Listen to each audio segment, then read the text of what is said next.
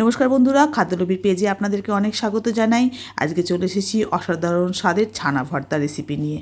দেখুন, এর জন্য প্রথমেই কড়াইতে তেল দিয়ে দিয়েছি, দিয়ে দিলাম জিরে আর শুকনো লঙ্কা ফোড়ন। ফোড়নটা একটু গরম হতেই এর মধ্যে দিয়ে দেবো পেঁয়াজ কুচি। পেঁয়াজটাকে একটু লালচে করে সামান্য ভেজে নেব। যখনই দেখুন পেঁয়াজটা একটু লালচে হয়ে আসবে, তখন ওর মধ্যে দিয়ে দেবো টমেটো কুচি। টমেটোটা দিয়েও একটু ভালো করে আবার খুন্তির সাহায্যে একটুখানি নেড়ে নেব। তারপর দেখুন টমেটোটা যখন একটু নরম হয়ে আসছে, তখন দিয়ে দিলাম ক্যাপসিকাম কুচি। সেটাও খুব ভালো করে একটুখানি মাখিয়ে নিলাম সবার সাথে। এবার দিয়ে দিলাম স্বাদ মতো নুনটা দিয়ে আবার একটুখানি ভালো করে একটু কষিয়ে নিতে হবে। দিয়ে দিয়েছি হলুদ, তার সাথে নুন হলুদ সবটা দিয়ে ভালো করে মাখিয়ে নেওয়ার পর এটা চাপা দিয়ে দিলাম। একটু নরম হওয়ার জন্য এটা চাপা দিলাম। দেখুন অনেকটা নরম হয়ে এসছে।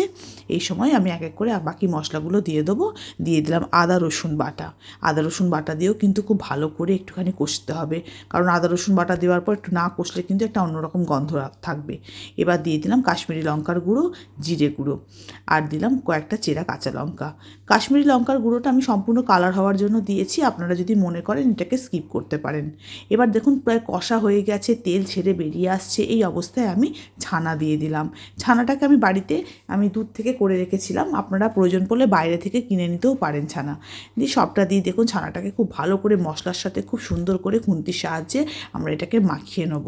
দেখুন প্রায় রেডি হয়ে এসছে। এই সময় দিয়ে দেবো স্বাদ মতো চিনি, কারণ যেহেতু রুটি বা লুচির সাথে খাবার এটা, সেই জন্য একটু মিষ্টি হবে। এবং দিয়ে দিচ্ছি দেখুন ওপর থেকে একটুখানি ঘি দিয়ে দিলাম, আর দিয়ে দিলাম গরম মশলা গুঁড়ো। সবটা দিয়ে দেখুন খুব সুন্দর করে ভালো করে একটুখানি মাখিয়ে নিলাম। তৈরি হয়ে গেছে আমাদের অপূর্ব স্বাদের ছানা ভর্তা।